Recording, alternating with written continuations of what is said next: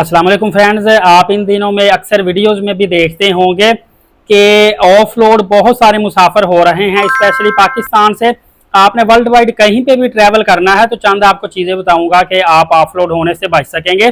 देखिए, अक्सर लोग पाकिस्तान से भी ऑफलोड सिर्फ इस वजह से हो जाते हैं कि उनको पता ही नहीं होता कि हमें ऑफलोड किया क्यों गया है। सम टाइम सोशल मीडिया पे रेलिवेंट पोस्ट करने की वजह से हो जाते हैं, सम टाइम डॉक्यूमेंट कंप्लीट नहीं होते, सम टाइम उनको क्लियर नहीं होता कि हम फर्ज करें विजिट के लिए जा रहे हैं तो कंट्री तो पता होता है, अब उनको आगे ये नहीं पता होता हमने किस होटल में जाके स्टे करना है, कौन कौन से आइकॉनिक अट्रैक्टिव पॉइंट को विजिट करना है। इस तरह सम टाइम इमिग्रेशन वाले क्रॉस क्वेश्चनिंग करते हैं। इवन के सम टाइम आपको मोस्ट एक चीज बताऊं, अगर आपकी ड्रेसिंग अच्छी नहीं है, ड्रेसिंग हालांकि कोई बड़ी बात नहीं है लेकिन फिर भी ये इम्पेक्ट करती है और शो मनी भी इम्पैक्ट करती है। बहरहाल आपको आज मैं चंद चीजें बताने लगा हूं, बहुत इंपॉर्टेंट वीडियो होगी, इसमें आपको बहुत कुछ सीखने को मिलेगा कि आप ऑफलोड या कैंसलेशन से कैसे बच सकते हैं। देखिए, एक ऑफलोड होता है, इसका मैं आपको ज्यादा बताऊंगा। इसके अलावा कैंसिल होता है और डिपोर्टेशन होता है। आपको कैंसलेशन की स्टैंप का तो बताता चलूं कि जहाज अगर ताखीर का शिकार हो गया है या पैसेंजर ने किसी वजह से टिकट को कैंसिल करवा दिया है या अक्सर मौसम की खराबी, आप पाकिस्तान में नवंबर दिसंबर में देखेंगे अक्सर फ्लाइटें कैंसिल हो जाती हैं 3-3 4-4 दिन बाद, या नेक्स्ट शेड्यूल उनका बाद में आता है क्योंकि फॉग काफ़ी ज़्यादा होती है तो एयरपोर्ट से इजीली टेक ऑफ नहीं हो पाता। इस तरह के मसले मसाइल भी होते हैं। और सम टाइम जब लैंडिंग होनी होती है तो मौसम की खराबी की वजह से किसी अदर सिटी में लैंडिंग हो जाती है। इस सूरत में जो ज़्यादातर स्टैंप आपके पासपोर्ट पर लगती है वो कैंसलेशन की स्टैंप लगती है। इसके अलावा आपको बताता चलूं, ऑफलोड अगर आप किसी दूसरे मुल्क में जाने के अहल नहीं हैं या समझ लें कि आपके ऑफिसर को लगता है कि आप अहल नहीं हैं, तब भी ऑफलोड की स्टैंप लग सकती है। या आपके पास कोई कागजात में मसला पेश आ जाता है, जैसा कि आजकल मैंने आपको इसलिए बार बार कहता हूं कि 500 रुपये अगर आपका लगता है पोलियो सर्टिफिकेट बनवाने में तो खुदारा आप बनवा लें। बार बार हमसे ना पूछा करें कि पोलियो कार्ड उम्र के लिए ज़रूरी है या नहीं, ज़रूरी है या नहीं भी ज़रूरी, फिर भी आप बनवा लें।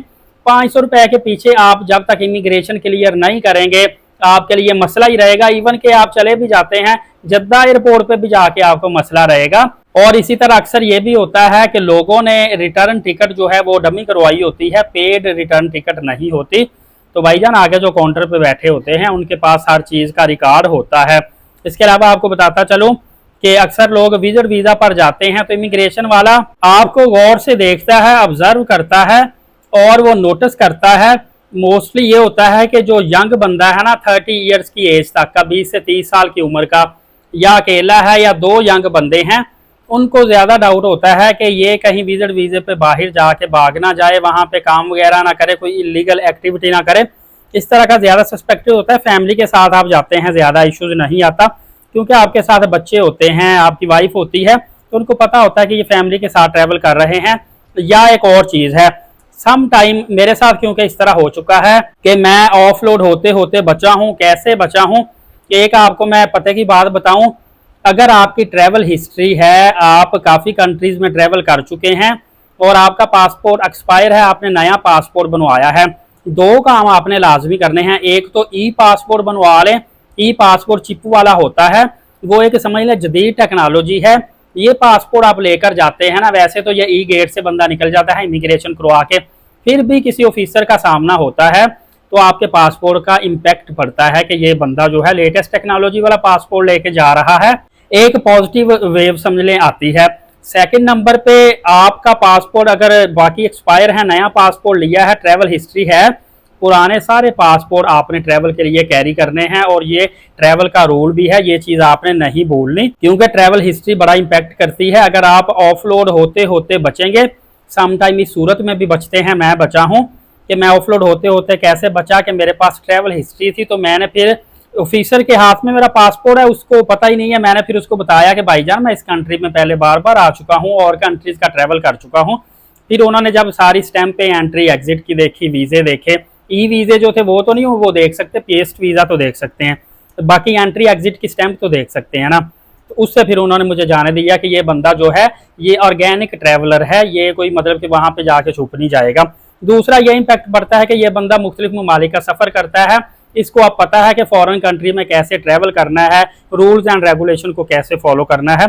ये चीज़ें काफ़ी ज़्यादा आपको इम्पैक्ट देती हैं। इसके अलावा आपको बताता चलूँ कि कुछ लोग ऐसे होते हैं जिन पे शुबा होता है, मतलब कि फेक वीज़े वाला जो बंदा है वो भी ऑफलोड हो सकता है, जिस पे डंकी का शुबा है कि ये फर्ज करे बंदा मोरक्को जा रहा है या तुर्की जा रहा है, आगे से ये डंकी लगाएगा, तो इस तरह के लोगों को भी ऑफलोड कर सकते हैं। भिखारी जो है, मांगने वाला, इस तरह का इम्पैक्ट पड़ता है, फिर भी आपको ऑफलोड कर सकते हैं। कोई इलीगल वर्क वहां पे करने का शुबा आता है, या फिर आपका कॉन्फिडेंस लूज है, या अच्छा लिबास नहीं है, तो फिर भी आपके लिए मसला पेश आ सकता है। इसके अलावा अकोमोडेशन, रहायश फुली पेड होनी चाहिए, शो मनी आपके पास अच्छी होनी चाहिए, और पर्पज ऑफ ट्रैवल आपका क्लियर होना चाहिए। इसके बगैर आपके लिए मसला पेश आएगा। बाकी रही बात ऑफलोड की स्टैंप की, तो अगर आपके पासपोर्ट पे ऑफलोड की स्टैंप लगती है तो उसका आपके ऊपर नेक्स्ट टाइम ट्रैवल करने में किसी किस्म का कोई इम्पैक्ट नहीं पड़ता। ये कोई ज़्यादा मसला नहीं होता। छोटे छोटे मसलों की वजह से बहुत सारे लोग, आपको पता है, ऑफलोड हो जाते हैं। तो जब भी आपने ट्रैवल करना है, इन चीज़ों का लाजमी ख्याल करना है, क्योंकि अक्सर इमिग्रेशन ऑफिसर आपको क्लियर ही नहीं बताता कि आपको मसला क्या है। तो आप फिर परेशान हो जाते हैं कि आखिर मैंने गलती क्या की। खुद को प्रिपेयर करके जाएं तो इंशाल्लाह अज़्ज़ा वजल आपको किसी किस्म का मसला परेशानी नहीं आएगी। और यकीन जानिए कि जो लोग ग्रुप्स में, जो टूर ऑपरेटर हैं और ग्रुप्स में मुख्तलिफ ममालिक में लोगों को ट्रैवल करवाते हैं, वो इन्हीं चीज़ों को ही फॉलो करते हैं। उम्मीद है आपको ये मालूमात बहुत ज़्यादा बेनिफिट देगी। फर्दर अपडेट जानने के लिए एलीट साकिब यूट्यूब चैनल को सब्सक्राइब करके बेल नोटिफिकेशन को ऑन रखें, ताकि तमाम तरह अपडेट्स आपको बर वक्त मिलती रहें। नमाज कायम करें, नबी पाक सल्लल्लाहु अलैहि वसल्लम पे रोज़ाना कसरत से दुरूद पाक भेजा करें, और कुरान करीम की तिलावत करते रहा करें। इजाज़त दे, शुक्रिया, जज़ाकल्लाह।